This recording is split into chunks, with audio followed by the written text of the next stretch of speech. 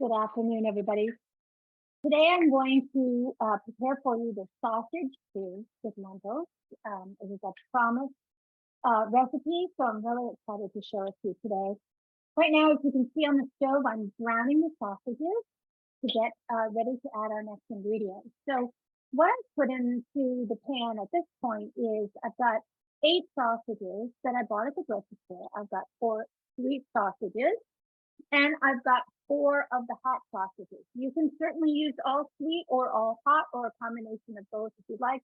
I like to have a variety, so I've switched it up a little bit from the recipe. So those are going to brown on all sides. I've been very careful to pierce those sausages with a fork. So like this, you're just going to take your sausages and pierce them with a fork on both sides.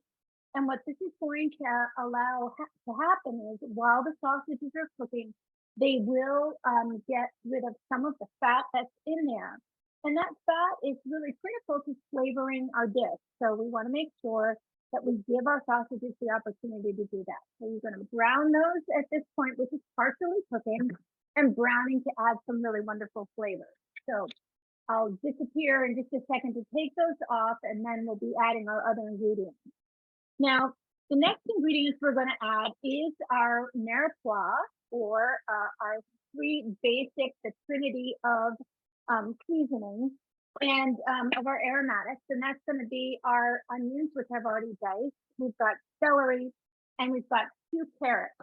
Now, I'm going to go ahead and cut these up. We want to use 1 rib of celery. So I'm going to cut that in half, and then I cut that into strips like this. And this is just makes it much easier for me to dice my celery. All right. And then we line those up and we give it a nice even dice. Now the celery, the carrots, and the onion, we want to slice into or dice into similar sizes so that they all cook in about the same amount of time. Now you can do this very methodically. I've peeled my carrots. If you don't want to peel your carrots, you really don't have to. I like the way it looks, but you can certainly leave the peels on if you want to make it a little easier. Now to cut my carrot into a dice, I cut it in half, and then I cut that in half so that I have flat sides to my carrot, which then allows me more control and keeps the carrot from rolling around. And then I'm going to go ahead and dice that. If you prefer to use fewer carrots, that's fine too. I love the way the carrots taste and look in this dish, so I'm going to use all of them, cut off my ends here. And again, cut that in half with a steady hand, and then cut those into strips like that. I may be doing a knife skills class coming up, so that's a class where we'll all work together on camera to create these cuts so that you can get better use of your knives. Knife skills are so important. They help you to make your time in the kitchen more efficient. And of course, it will help to flavor your food better because you're not destroying the quality of the ingredients that you're using by mis-chopping or even buying vegetables that are already chopped. When you can do it fresh yourself, you've got much better flavor in your recipes. Okay, so there we have our mirepoix cut. I'm just going to go right over to the stove. Let's go ahead and check on our sausages. And now they have browned. You can turn them over to the third side. Brown them on all sides if you can. Again, that's going to add color and flavor. This is a beautiful rustic looking French stew. So we want lots of color in there. Do not be afraid.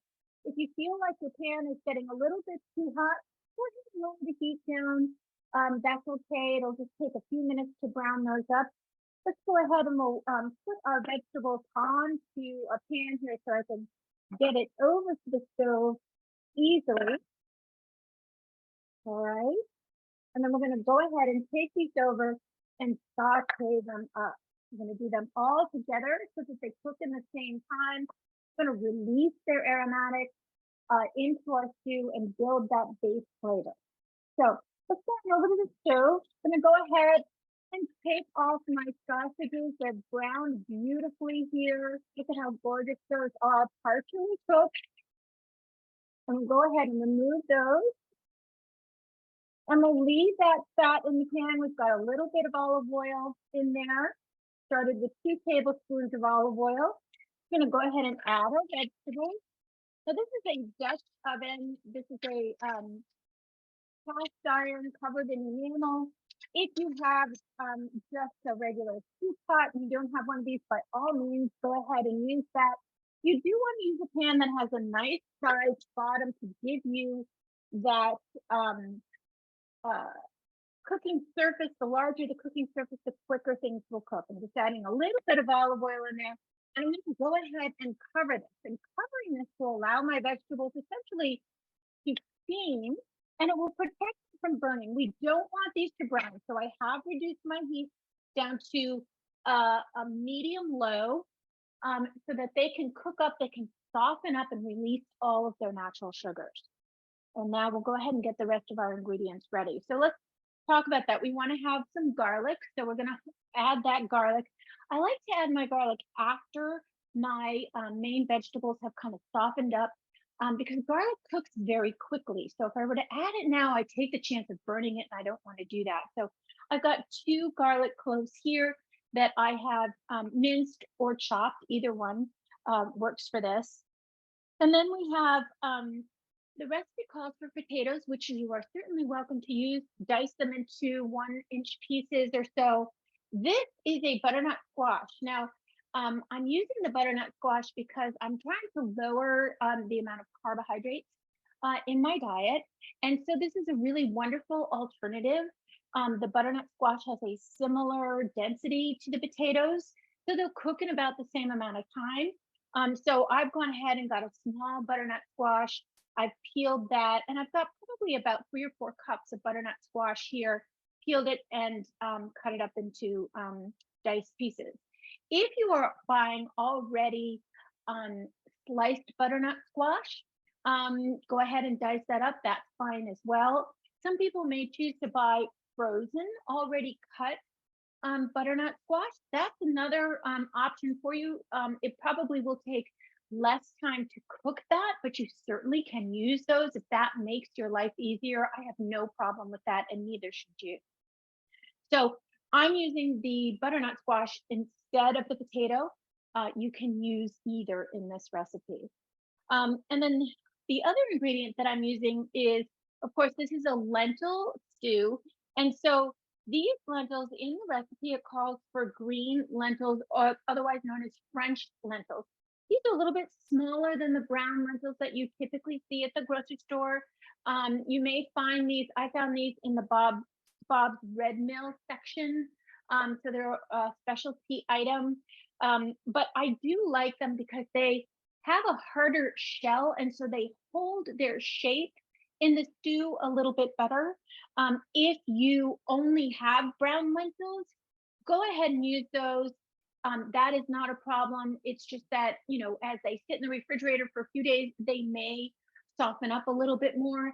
The flavor is going to be very similar. The texture will just be slightly different. So I don't want you to worry too much. If only you can find is brown, that's fine too. In fact, I often make a stew, a lentil stew, a vegetarian lentil stew that I do use just the brown lentils in. So go ahead. Now that also brings me to the point of, what about a vegetarian stew? Could you do this without the sausages? Absolutely. If you would like to do that without the sausage, you definitely can. You can replace the sausage. You can add the potatoes back in. You could use your butternut squash. You could, if you wanted to, add some large diced red peppers in the last, 5 to 10 minutes of cooking, and that would add to your vegetable content. So this does not have to be a sausage-based dish. You certainly could turn it into a vegetable dish if you'd like. And of course, we're using the chicken stock, but you could go ahead and use a vegetable broth or vegetable stock if you would like. Or you could use water and just season up your stew at the end to bring the flavor to it.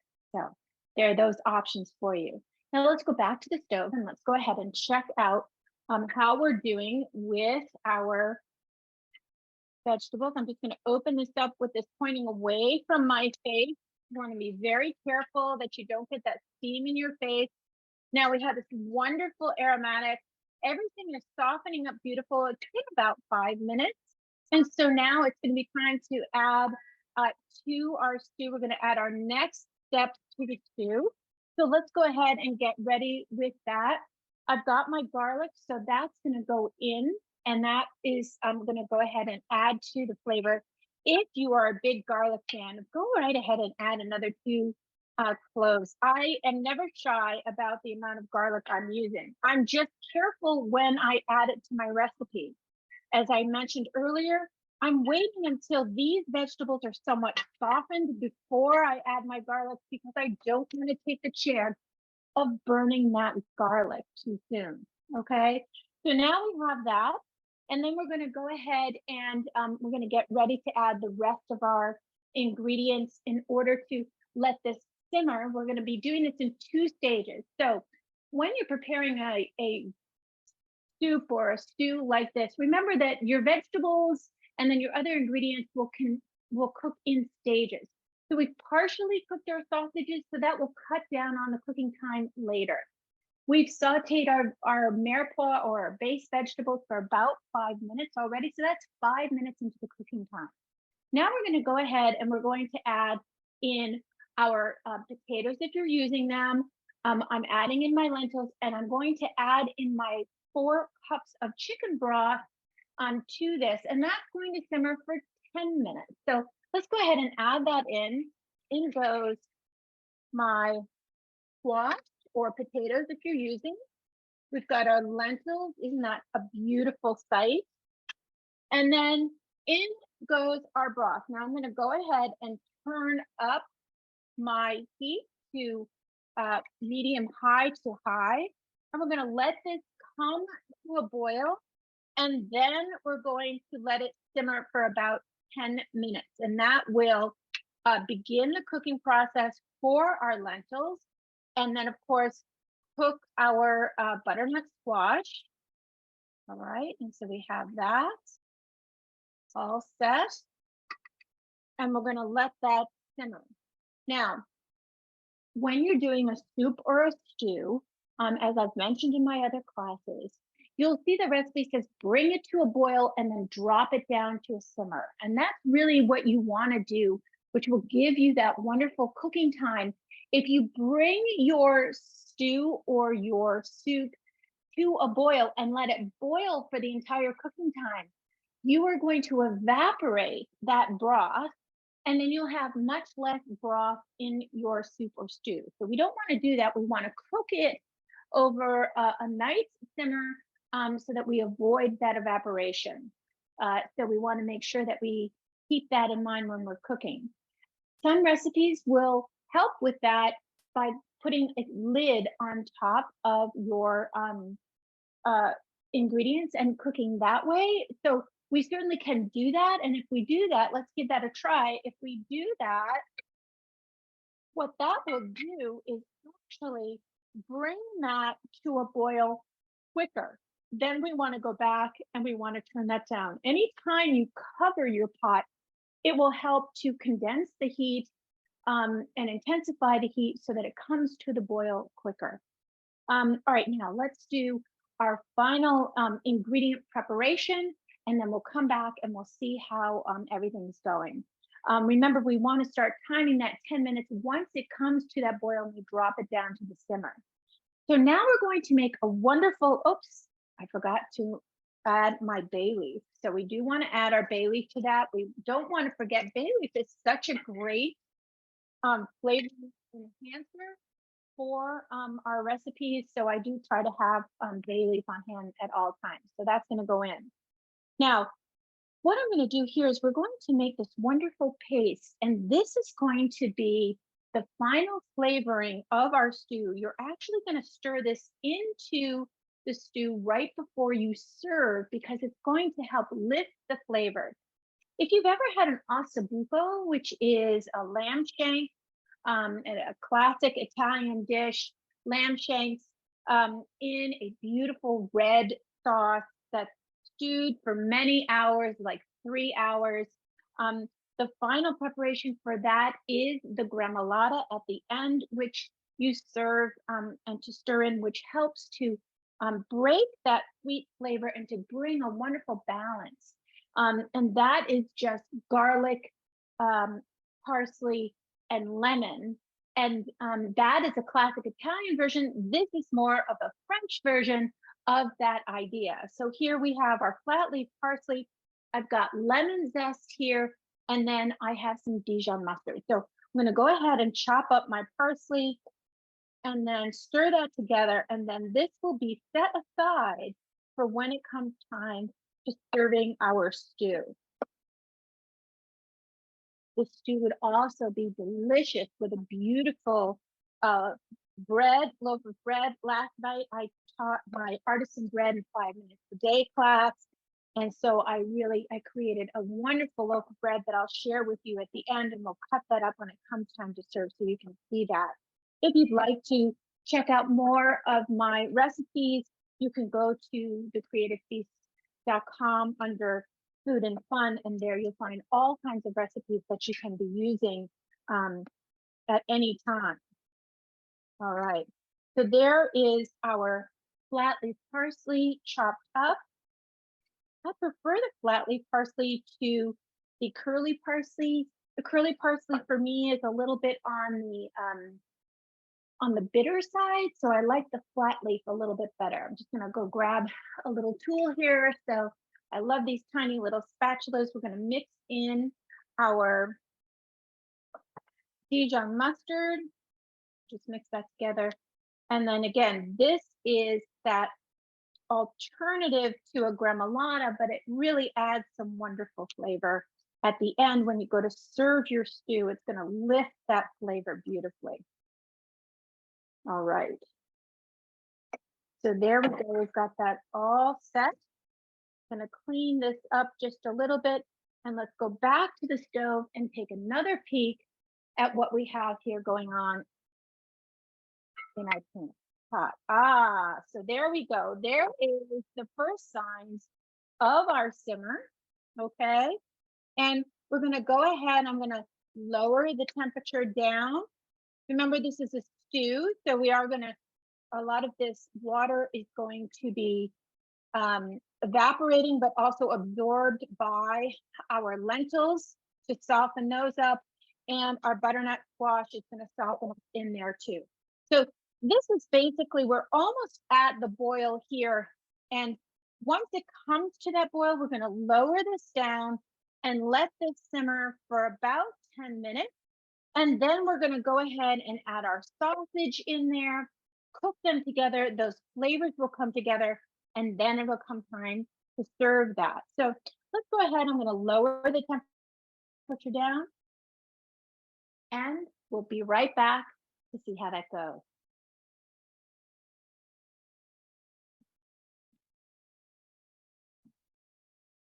All right, so we're back.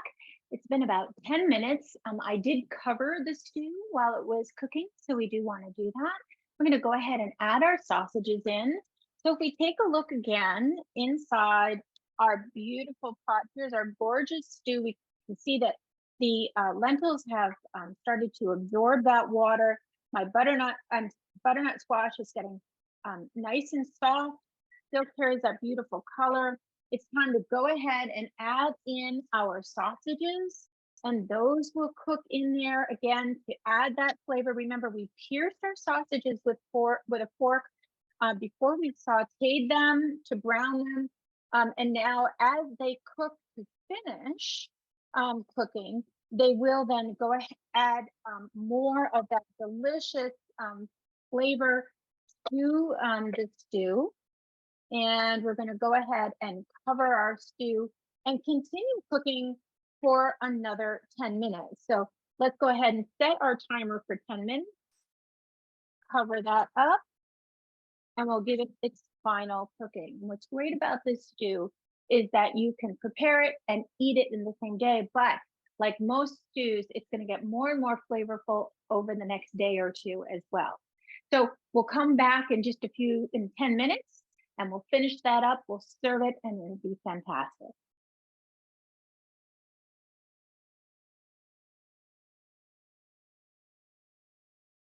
All right, it's time to check on our stew for the last time. So let's go on over to the stove, and I'm gonna go ahead and lift that lid.